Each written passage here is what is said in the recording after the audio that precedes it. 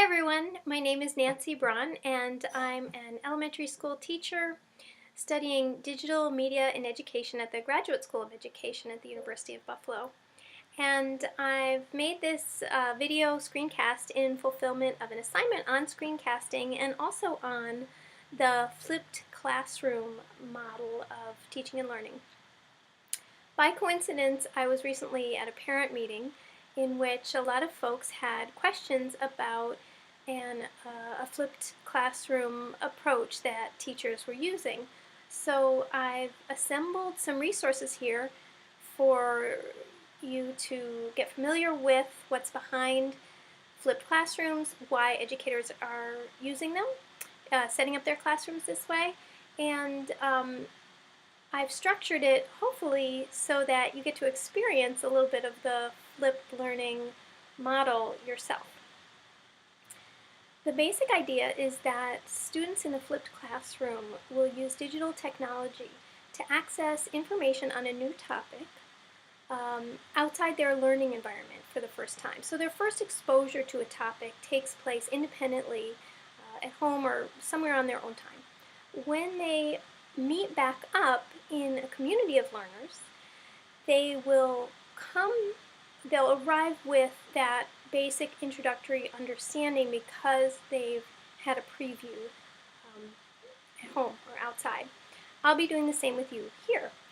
I'll share a menu of resources that you can use to get familiar with the topic of flipped learning, and you can choose from any of the ones I show you. You can use them as a jump-off point to find more of your own, and you can go in depth to whatever degree you choose. That way, the next time you meet up with other parents or your child's teacher or just talking to your child who is in a flipped classroom, you'll have a basis of understanding from which to ask more focused questions.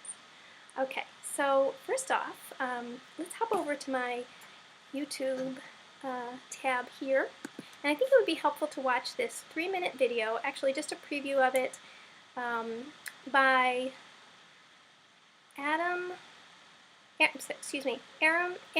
Sams, a flipped learning pioneer, high school science teacher who began this process. I'm Aaron Sams. We're here in Woodland Park, Colorado at Woodland Park High School. Flipped learning, I think, on a really basic level is taking what has traditionally been given in a lecture in terms of direct instruction and shifting that out of the class time and then using that recuperated time more wisely, more valuably to really meet the individual learning needs of students. The way I got started doing it. So I'm going to mute the sound here because you can listen to the rest of this video on your own, but you'll note that the combined video and animation and the professional editing here indicate that this is a pretty high quality production. But the next resource that I'll preview was not professionally made. It was made by a middle school teacher using an animation program called Powtoon. Let's go to that in this next tab. This is also about 3 minutes long, but I've queued it up to show you just a portion in the middle in which she explains how the home-based learning will work and then lead into classwork the next day in her flipped classroom.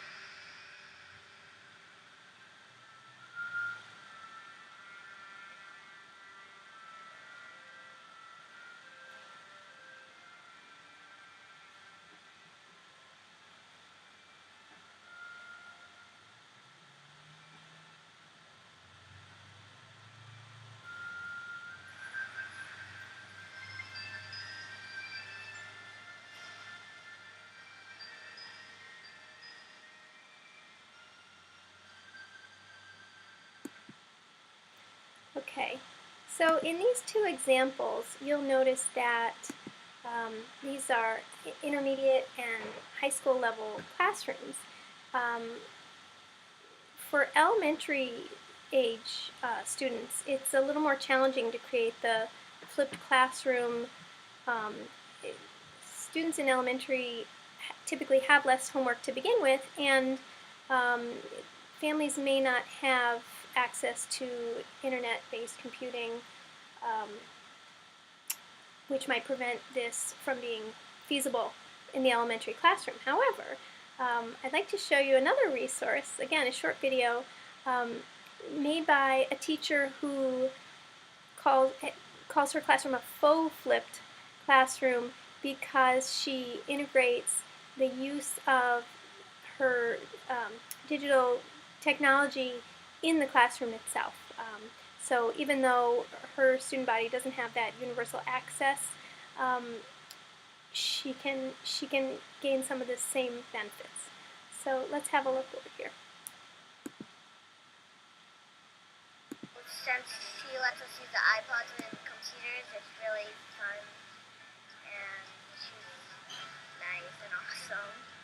I am Tracy Gillis. I'm the fourth grade teacher at Gulf Highlands Elementary School. I do what I call a faux flipped math classroom, where the students are watching lessons on the computer before they ever come see me. The true model flipped classroom is the students would watch a lesson at home on their computer, and then they would come into class with questions. So they've learned all the instruction before they ever come into class. My students don't typically have computers or internet at home, so they watch the lessons here at school. They love it.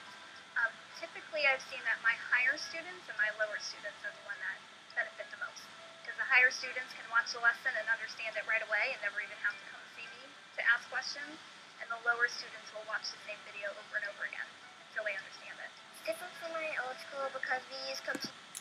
So again, these resources give you an idea of the flipped classroom model in a few different settings, but they're 3-minute videos. If you'd like slightly more in-depth description and you'd like an audio-only format, I'd like to recommend a podcast. I first heard it as a radio program on National Public Radio, and found it to be in-depth and interesting as well. So let me take you over there.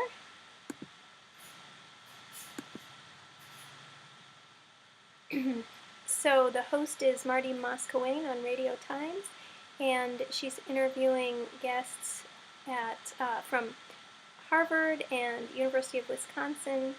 To listen to the podcast, you would just go to this website, which I'll provide at the end.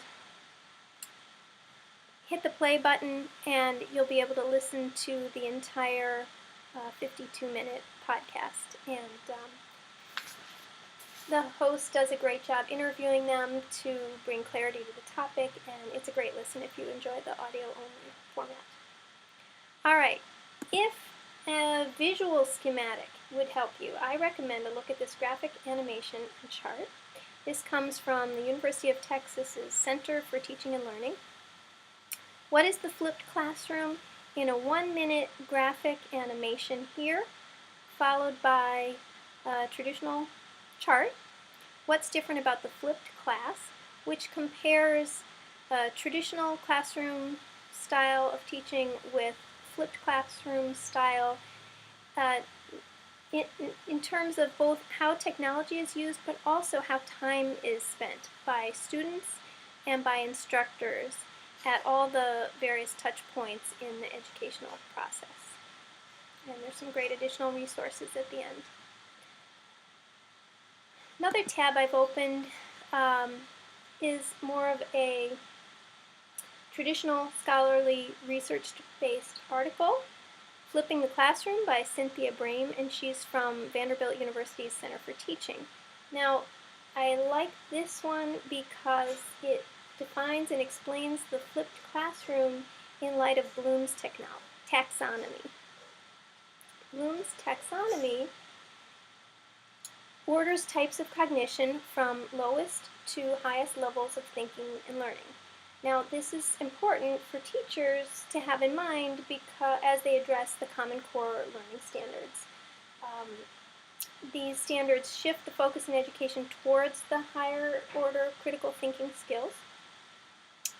I found, thanks to a classmate, an overview of Bloom's taxonomy on this YouTube video, and I queued it up to a part in the middle that gives examples of activities such as these that might represent each level of cognitive work.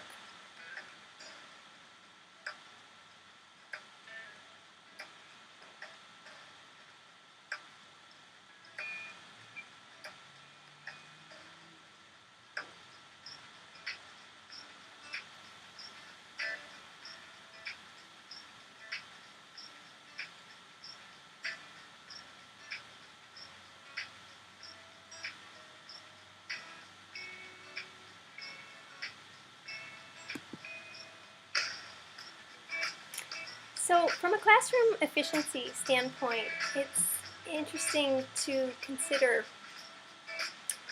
which of the levels in Bloom's taxonomy could be most effectively taught or practiced by students with digital media or computing, and which ones, Created using Powtoon.